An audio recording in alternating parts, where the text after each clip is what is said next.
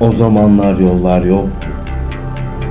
Ama insanlar daha hızlı gitmenin bir yolunu bulmak istiyordu. Sonra bir gün motorlar sustu. Ama her sessizlik bir doğum sancısıdır. Three lights, four lights, five lights. Go, go, go!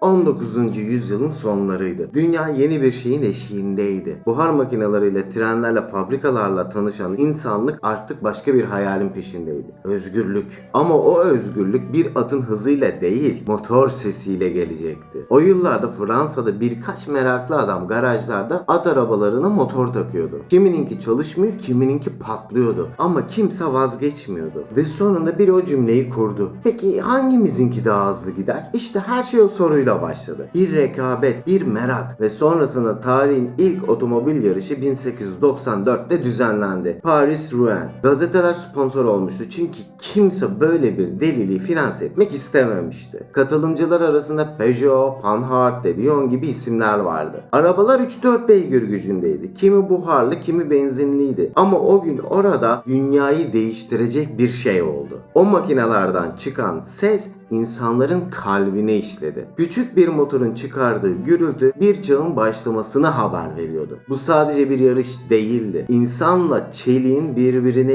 ilk kez güvenmesiydi. O yıllarda pist falan yoktu. Yarışlar şehirden şehire, köy yollarında yapılıyordu. Yollar topraktı, çamurdu, bazen taşlı. Köprüler dayanmıyor, arabalar yolda kalıyordu. Ama önemli olan bitirmek değil, başlamaktı. Çünkü o an insanlık yeni bir bağımlılık keşfetmişti. Hız. Her yarış bir laboratuvar gibiydi. Mühendisler not tutuyor, sürücüler arabayı hisleriyle yönetiyordu. Yarış bittiğinde herkes bir şeyler öğrenmiş oluyordu. Ve bir sonraki yarışta arabalar biraz daha güçlü, biraz daha akıllı oluyordu. Basit bir kim daha hızlı gider sorusu bir anda bir endüstriye dönüştü. Ülkeler kendi markalarını çıkarmaya başladı.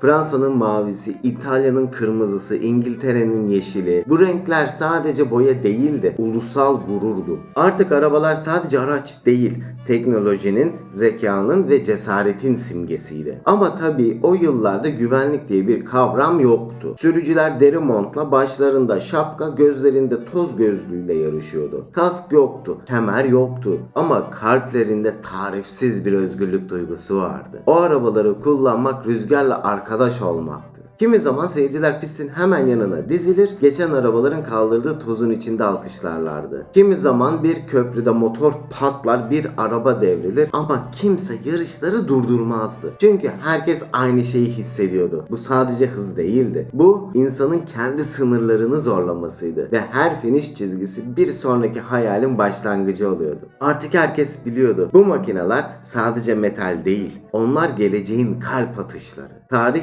buharla başlamıştı belki ama geleceği benzin yazacaktı.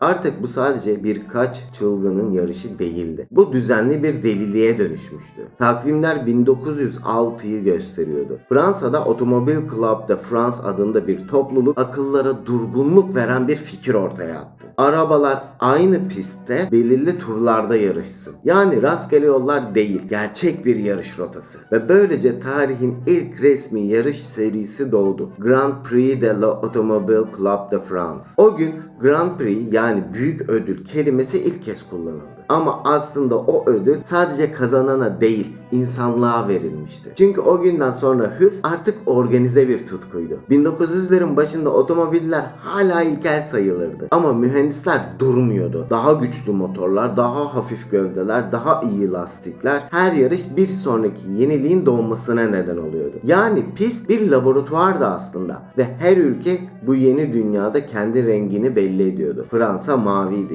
İtalya kırmızı, İngiltere İngiltere yeşil, Almanya gümüş. Artık arabalar sadece araç değil, bayrak taşıyıcısıydı. 1910'lara gelindiğinde hız Avrupa'nın damarlarına işlemişti. Monza, Spa, Nürburgring gibi pistlerin planları konuşulmaya başlanmıştı. Yarışlar artık sadece bir spor değil, ulusal bir gurur meselesiydi. Motorların sesi şehir meydanlarında yankılanıyor, gazeteciler sürücüleri modern zaman kahramanları diye tanıtıyordu. Direksiyon başındaki adamlar tanrı gibi görülüyordu. Ama o direksiyonun arkasında korku diye bir şey yoktu. Kask yoktu, emniyet kemeri yoktu ama o adamların kalpleri motordan bile daha güçlü atıyordu. Sonra sahneye yepyeni markalar çıktı. Bugatti, Alfa Romeo, Maserati, mühendislik bir sanata dönüşüyordu artık. Bugatti'ler ince çizgileriyle Fransız zarafetinin bir simgesiydi. Alfa Romeo'lar kırmızı rengiyle İtalyan tutkusunu taşıyordu. Ve her markanın pistteki zaferi ülkesinde bir bayram gibi kutlanıyordu. Ama bir isim o dönemin ruhunu herkesten daha iyi anlatıyordu. Fazio Nuvolari. Küçük, inatçı, gözlerinde kararlılık fışkıran bir İtalyan. Direksiyon başında adeta büyü yapar gibiydi. Motor sesiyle birlikte o da hızlanıyor, virajları kalbiyle dönüyordu. Nuvolari sürmüyordu. Arabayla birlikte dans ediyordu. Onu izleyen herkes aynı şeyi söylüyordu. Bu adam sanki arabayla konuşuyor, frenler tutmasa bile yarışı bırakmıyor, dumanlar arasında sonuna kadar savaşıyordu. Ve kazandığında herkes şunu hissediyordu: bu sadece bir zafer değil,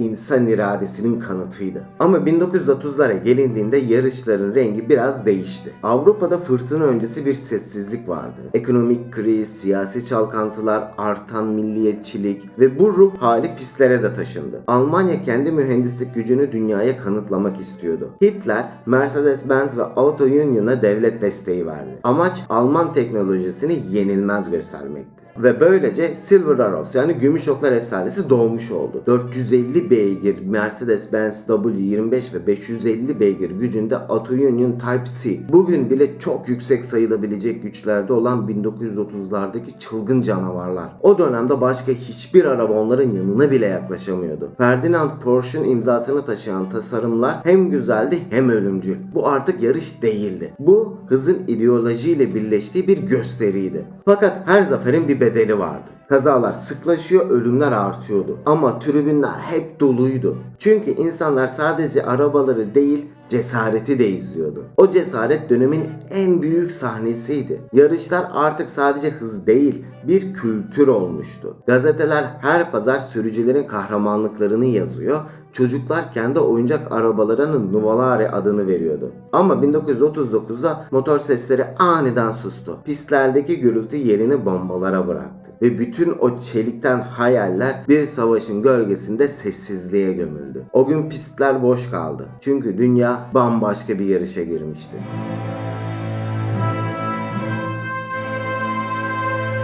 Bir gün motorlar sustu ve pistlerdeki sessizlik dünyayı ürküttü. Avrupa artık yarışlarla değil, savaşla meşguldü. Silah sesleri motor seslerini bastırmıştı. Daha dün Monza'da, Spa'da, Nürburgring'de zafer için yarışan pilotlar şimdi cephedeydi. Kimi mühendis, kimi asker, kimi sadece kayboldu. Yarış arabalarının üretildiği fabrikalar tank ve uçak üretim merkezlerine dönüştü. Mercedes, Auto Union, Alfa Romeo artık yarış için değil, savaş için çalışıyordu. O yıllarda hız artık kazanmak için değil, öldürmek içindi. Ama tuhaf bir şey oldu. Savaş her şeyi yok ederken teknolojiyi hızla ileri itti. Jet motorları, hafif alaşımlar, aerodinamik hesaplar, tüm bu araştırmalar istemeden de olsa geleceğin yarış arabalarının temellerini attı. Bu dönemde mühendisler bir şeyi fark etti. Hız güçle değil, verimlilikle kazanılır. Savaş mekanik zekayı değiştirdi ve savaş bittiğinde bu bilgi sessizce pistlere geri dönecekti. Cepheden dönen pilotlar artık başka insanlardı. Gözlerinde hem korku hem özlem vardı. Motor sesini duymak onlar için yeniden yaşamak demekti. Ama pistler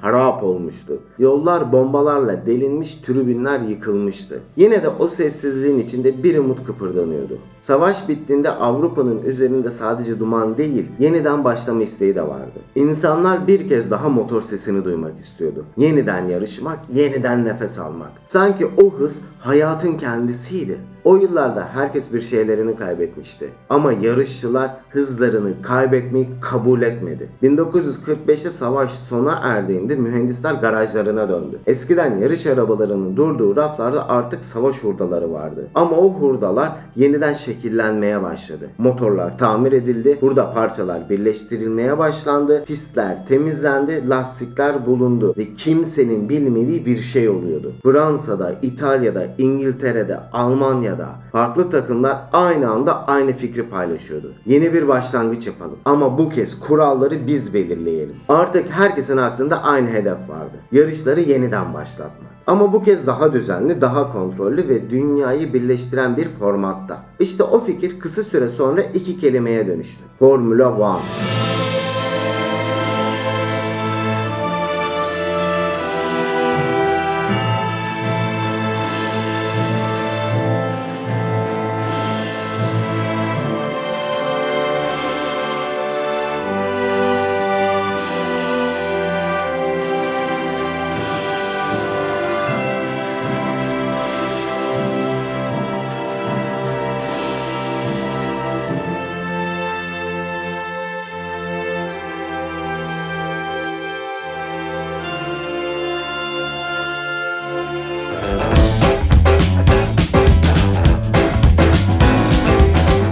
Savaş bittiğinde dünya yeniden nefes aldı ve o nefesin sesi bir motorun sesi gibiydi. 1946 yılıydı. Avrupa savaşın küllerinden yeni kalkıyordu. Her yerde yıkık şehirler, harap yollar, sessiz fabrikalar vardı. Ama bazı garajlarda bir uğultu duyulmaya başladı. Tornalar yeniden dönüyor, motorlar yeniden çalışıyordu. İnsanlar özlemişti arabaların o sesini. Benzin kokusunu, dumanını, titreşimini. Yeniden yarışmak, yeniden yaşamak demekti. O sırada bir fikir doğdu. Tüm bu ülkeleri, tüm bu tutkunları tek bir çatı altında toplayalım. Kurallar, güvenlik, standartlar hepsi ortak olsun. Ve en iyiler aynı pistte yarışsın. İşte böyle başladı Formula 1'in hikayesi. Aslında adı o zamanlar Formula A'ydı. Ama kısa sürede herkes ona Formula 1 demeye başladı. Çünkü bu bir numaralı hız formülüydü. Organizasyonu Federation Internationale de l'Automobile, yani kısaca FIA üstlendi. Ve bu kez her şey resmiydi. Takımlar kayıtlıydı, kurallar yazılıydı, yarışlar planlıydı. 1950 yılına gelindiğinde herkes aynı soruyu soruyordu. İlk yarış nerede yapılacak? Cevap İngiltere'den geldi. Silverstone. Eski bir havaalanının İngiltere Kraliyet Hava Kuvvetleri bombardıman istasyonundan piste dönüştürülmüş bir alan. Evet, Silverstone pisti eskiden bir askeri hava üssüydü. Çimenlerin arasında tribünler, tel çitlerin arkasında binlerce insan. Bazıları şapka takmış, bazıları piknik yapıyor. Ama hepsinin gözlerinde aynı ışık var. Yeniden başladı. 13 Mayıs 1950. İlk Formula 1 Dünya Şampiyonası yarışı. Kraliçe Elizabeth tribünde. Pistte ise Alfa Romeo'lar motorlarını ısıtıyor. O meşhur Alfa Romeo 158 Alfetta. Küçük, kırmızı ve ölümcül hızlı. Start veriliyor. Motorlar aynı anda haykırıyor.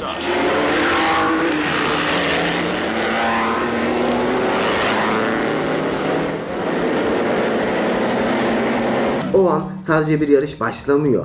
Yeni bir çağ başlıyor. Silverstone'da o gün insanlık yeniden hızla barıştı. Yarışı Giuseppe Nino Farina kazandı. Arkasında o yarışı bitirememiş bir başka efsane vardı. Juan Manuel Fangio. Ve kimse o gün bunun sadece bir yarış olmadığını fark etmemişti. O gün Formula 1 doğmuştu. Ama o bebek doğduğu anda koşmaya başladı. Alfa Romeo ilk sezonu domine etti. Farina ilk şampiyon oldu. Fangio ise ikinci sıradaydı. Ancak Fangio sonraki yıllarda sahneyi tamamen ele geçirecekti. Artık isimler efsaneleştiriliyor, sürücüler tanrılaştırılıyordu. Gazeteler yazıyordu, yeni dünyanın gladyatörleri pistte savaşıyor. Ve gerçekten de öyleydi. O yıllarda direksiyon başında oturmak ölümle el sıkışmak gibiydi. Kasklar hala zayıf, araçlar alev alabiliyor, güvenlik neredeyse yoktu. Ama pistin ortasında bir rüya koşuyordu. O rüya Formula 1'in ta kendisiydi. Silverstone'un o ilk günü sadece bir yarışın değil, bir ideolojinin de başlangıcıydı.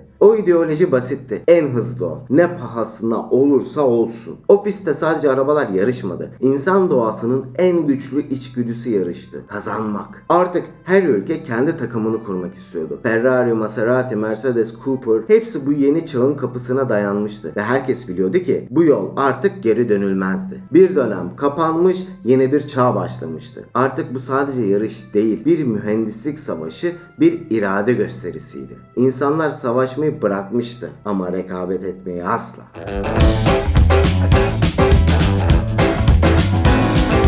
1950'lerin başıydı. Savaş bitmiş, dünya yeniden nefes alıyordu. Ama bu kez nefes egzoz dumanıyla doluydu. Silverstone'da başlayan o kıvılcım kısa sürede tüm Avrupa'ya yayılmıştı. Her ülke kendi kahramanını yaratmak istiyordu. Ferrari, Maserati, Alfa Romeo, Mercedes hepsi hızın yeni tanrıları olmaya hazırlanıyordu. Ve bu hikayenin ortasında bir adam vardı. Juan Manuel Fangio. Arjantinli bir tamircinin oğlu. Mütevazi, sakin ama direksiyonun arkasına geçtiğinde bambaşka biri. Onun sürüşü bir şiir gibiydi. Kaza yapma neredeyse imkansızdı. Motoru hisseder, lastiğin ne zaman kayacağını tahmin ederdi. Fangio hız yapmıyordu, zamanı büküyordu. İlk yıllarda Alfa Romeo'nun efsanevi 158 Alfetta'sı ile rakiplerini toza boğdu. Sonra Maserati, Ferrari ve Mercedes'le yarıştı ve hepsinde kazandı. 5 dünya şampiyonluğu. Bu size Schumacher, Hamilton veya Verstappen'i düşününce etkileyici gelmeyebilir. Ama Fangio bunu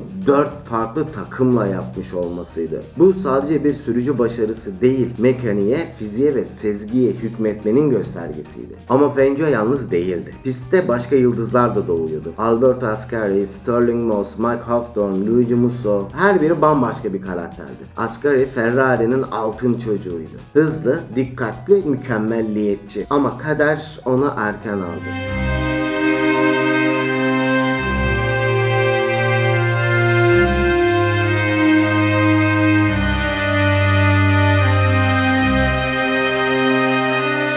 ...1955'te Monza'da test sürüşü sırasında hayatını kaybetti. 4 gün önce arkadaşı Castellotti'ye "Bugün piste çıkasım yok" demişti. Ama çıktı ve dönmedi. O yıllarda pistler mezarlıklara benziyordu. Ama kimse yarışmayı bırakmıyordu. Ferrari o dönemde bir makina gibiydi. Enzo Ferrari duygusuz bir komutan gibi takımı yönetiyordu. Ona göre duygular zayıflıktı. Çünkü Enzo arabalarının isimlerini bile yeni bir şampiyonluk üzerine kuruyordu. O kırmızı Ferrari'ler pistteki ölümle yaşam arasındaki çizgiyi temsil ediyordu. Ve bu dönemde o çizgi inanılmaz inceydi. Araçlar 250 km hızla giderken direksiyon demir değil, neredeyse tahta kadar zayıftı. Sürücüler deri ceket, kısa eldiven ve gözlükle yarışıyordu. Bir viraj hatası eşittir alev. Ama kimse geri adım atmıyordu. Onlar korkusuz değildi. Sadece korkularıyla yaşamayı öğrenmişlerdi. 1954'te Mercedes geri döndü ve W196 modeliyle pistlere hükmetti. Fangio Mercedes'le birlikte neredeyse yenilmez hale geldi. Ama 1955'te bir yarış her şeyi değiştirdi. 24 saat Le Mans felaketi. Pierre Levey'in Mercedes'i tribünlere uçtu. Araç parçalandı, yakıt deposu patladı. Levey ve 83 seyirci hayatını kaybetti. Motor sporlarının gördüğü en büyük trajedilerden biriydi. O olaydan sonra Mercedes hemen yarışlardan çekildi ve Avrupa'da büyük bir sessizlik oldu. Hızın bedeli artık dayanılmaz hale gelmişti. Ama Fangio devam etti. Çünkü o korkunun ne olduğunu biliyor ama teslim olmuyordu. 1957 Almanya Grand Prix'si Nürburgring. Tarihe geçecek bir yarış. Pit stopta hata yapılıyor. Fangio 30 saniye öndeyken birden Hawthorne ve Collins'in arkasında 48 saniye geriye düşüyor. Ama o pes etmiyor. Önündeki Ferrari'leri tek tek yakalıyor. Her virajda sınırları biraz daha zorluyor. Sonraki 10 turda Fangio 9 kere tur zamanı rekorunu kırıyor üst üste. Son tura gelindiğinde neredeyse mucizevi bir hızla geçer rakiplerini ve kazanıyor. Yarıştan sonra gazeteciler soruyor: "Nasıl yaptınız?" Fangio sadece gülümsüyor. O turda bir an sanki lastikler yere değil havaya değdi. 1958'de Fangio emekli oluyor. Ama geride bıraktığı miras Formula 1'in DNA'sına kazındı. O artık sadece bir şampiyon değil, Formula 1'in ruhuydu. 1950'ler ölümle yaşamın el ele dans ettiği bir dönemdi. Ama aynı zamanda karakterin, cesaretin ve tutkuların çağıydı. O dönemde arabalar mühendislikten çok iradeyle ilerliyordu ve sürücüler metalden daha sert ama kalplerinden daha kırılgandı. Kahramanlar çağında hız bir araç değil, bir inançtı.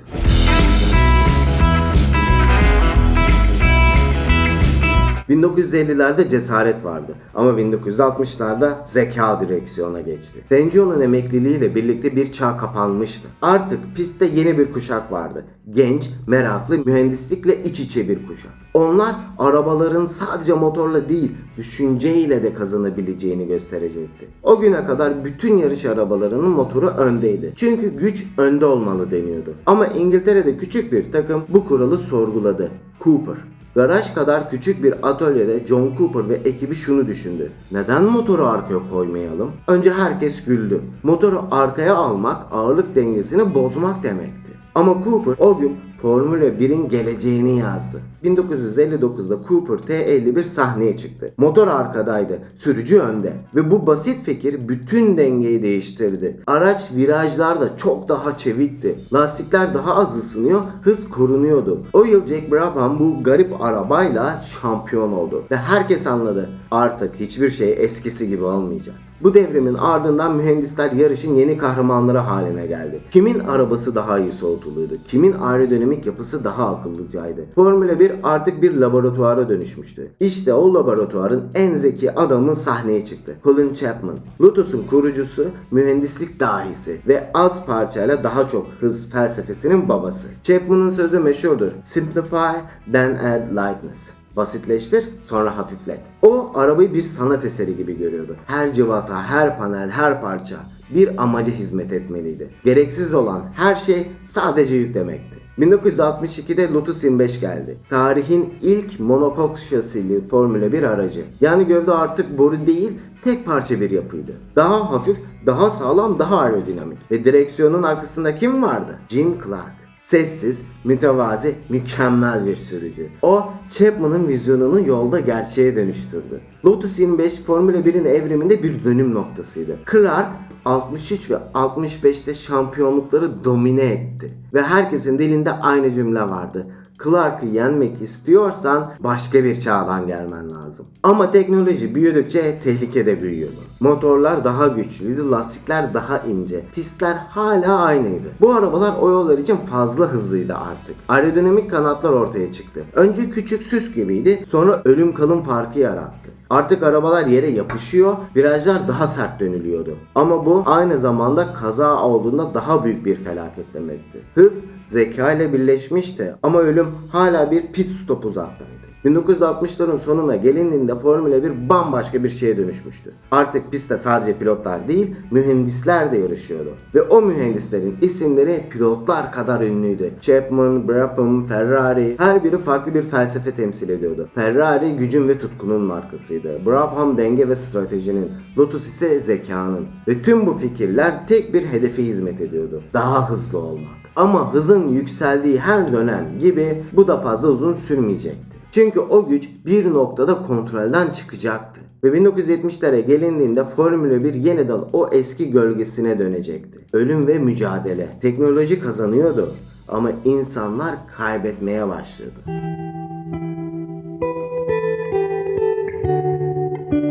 ...1960'ların sonunda arabalar akıllanmıştı ama insanlar hala ölümlüydü. Fangio'nun zerafeti, Clark'ın sessizliği hepsi bir dönemin masal kahramanlarıydı. Ama bu masalların sonu hep aynıydı. Bir viraj, bir hata, bir alev. 1960'ların sonuna gelindiğinde Formula 1 tarihinin en hızlı arabalarına sahipti. Ama o hız kimsenin kontrol edemeyeceği kadar büyüktü. Pistler dar, bariyerler yetersiz, seyirciler neredeyse pistin kenarındaydı ve her yarış aslında bir kumardı. 1968'de kara bir haber geldi. Jim Clark, o mükemmel, o sakin adam Hockenheim'deki bir Formula 2 yarışında hayatını kaybetti.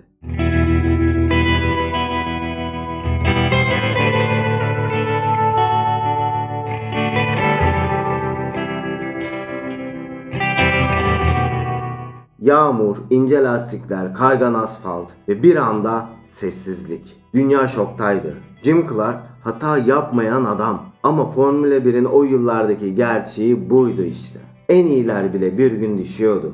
O gün Formula 1 masumiyetini kaybetti. Onun ardından gelen nesil artık sadece hız değil, hayatta kalmak için de yarışıyordu. Ve o neslin en karizmatik sesi bir İskoç aksanıyla konuşuyordu. Evet, Jackie Stewart.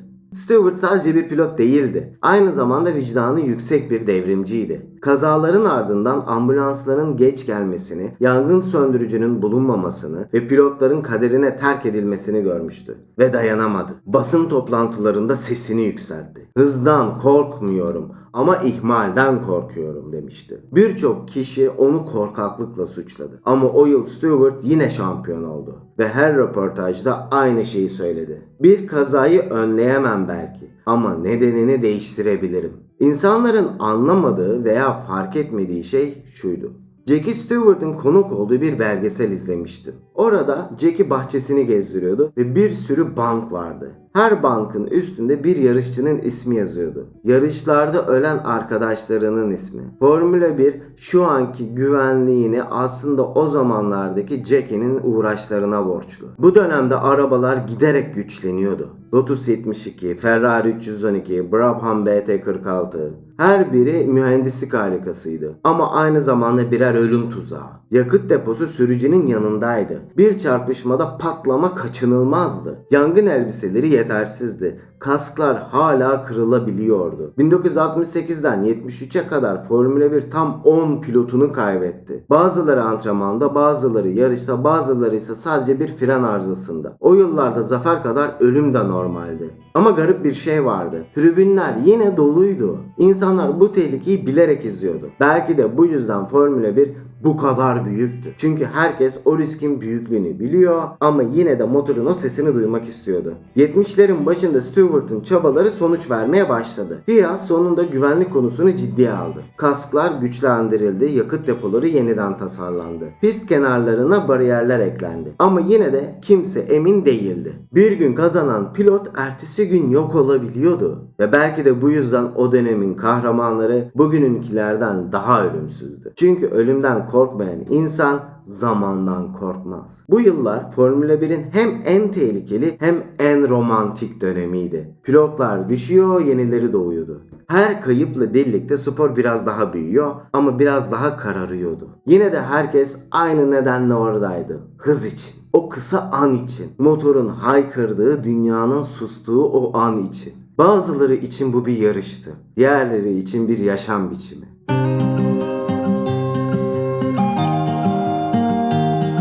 Bu hikaye bir yarışla başlamadı. Bir hayalle başladı. 1800'lerin tozlu yollarında başlayan o çılgın fikir bir asır sonra dev bir sahneye dönüşmüştü. Formula 1 artık sadece bir spor değildi. Bir kültür, bir tutku, bir karakter testiydi. Her dönemin kendine ait bir kokusu vardı. Yakıtın ağır kokusu, yağmurun metaldeki sesi ve tribünlerden gelen o kolektif nefes. Her yarış milyonlarca insanın kalp atışını aynı ritme sokuyordu. Formula 1 sadece arabaların savaşı değildi. İnsanoğlunun kendini anlamaya çalıştığı bir yerdi. Zamanla arabalar akıllandı, pistler büyüdü ama ruh hep aynı kaldı. O ilk günkü kim daha hızlı gider sorusu bugün hala aynı merakla soruluyor. 1950'lerin cesareti, 60'ların zekası, 70'lerin inadı. Hepsi bugünün karbon fiber arabalarının içinde hala yaşıyor. Bir viraj dönülürken, bir vites değişirken, bir motor 15.000 devirde haykırırken orada hala Fangio'nun disiplini, Clark'ın zarafeti, Stewart'ın vicdanı var. Her yeni şampiyon eski bir hayalin devamıdır. Formula 1 artık küresel bir gösteri olabilir. Milyonlarca dolarlık takımlar, sanal simülasyonlar, veriyle hesaplanan turlar. Ama direksiyonun arkasında hala bir insan var. Kalbi atan, korkan ama gazdan ayağını çekmeyen bir insan. Ve belki de bu yüzden Formula 1 hala büyüleyici. Çünkü teknoloji ne kadar ilerlerse ilerlesin son kararı hala insan veriyor. O kırmızı ışıklar sönerken geriye sadece içgüdü kalıyor. Kimi izleyici için bu sadece bir yarış ama bazıları için bir felsefe. Bir virajda kaybedilen saniye bir ömürlük ders olabiliyor. Bir kazada kaybedilen bir pilot binlerce insana ilham olabiliyor. Çünkü hız rakamlarla değil, duygularla ölçülür. Bugün pistler çok daha güvenli, motorlar sessiz ama güçlü ve teknoloji her şeyi kontrol altında tutuyor. Ama o ilk yılların ruhu hala orada. Silverstone'un rüzgarında, Monaco'nun duvarlarında ve Nürburgring'in sesinde Formula 1 değişti. Ama hızın anlamı asla değişmedi. Her çağın bir başlangıcı olur ama bazı başlangıçlar hiç bitmez. Formula 1'in hikayesi de öyle. Çünkü bu sadece arabaların değil, insanlığın kendi sınırlarını test etme hikayesi. Ve belki de o yüzden her yarış bir son değil, bir başlangıçtır.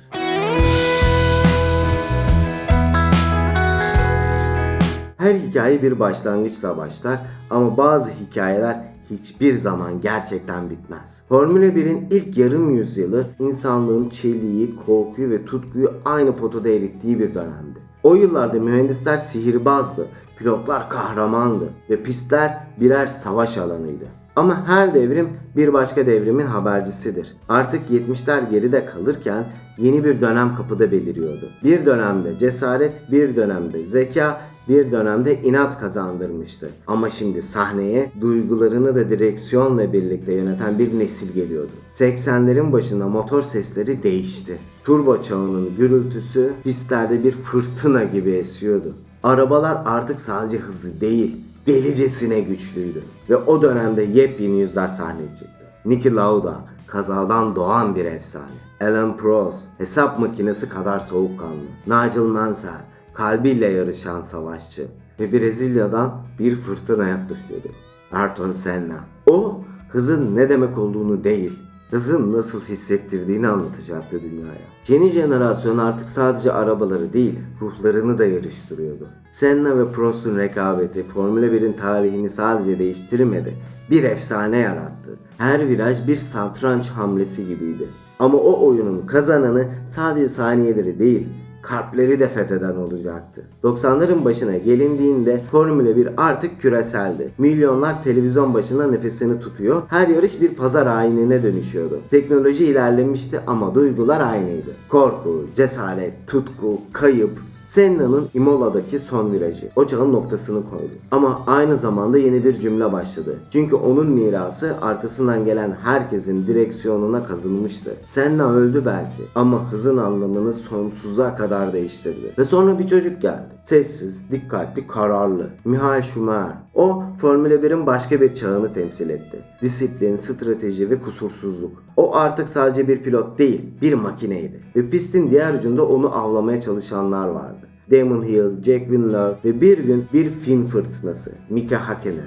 Artık rekabet sadece virajlarda değil, milisaniyelerde yaşanıyordu. İnsan ve teknoloji neredeyse aynı hızla evrim geçiriyordu. Formula 1 büyümeye devam etti ama o eski günlerin tozlu ruhu hala bir yerlerde yaşıyordu. Belki bir pit duvarında, belki bir mekanikerin ellerinde, belki de bir çocuğun oyuncak arabasında. Çünkü hız geçmişin bir anısı değil, geleceğin de pusulasıdır. Bugün hala her Grand Prix başladığında, her motor çalıştığında, her start ışığı söndüğünde o ilk günkü heyecan yeniden doğuyor. Ve biz o hikayenin sadece tanıkları değiliz. Biz onun devamıyız. Bu hikaye burada bitmiyor. Çünkü motorlar hala çalışıyor ve pistte hala anlatılacak yeni kahramanlar var. 1970'lerden 2000'lere kadar olan dönem. Ama bu sonraki videonun hikayesi. Kaçırmamak için abone olmayı unutma. Yorumlara favori pilotunu ve pistini yazmayı unutma. Bir sonraki videoya kadar kendine iyi bak.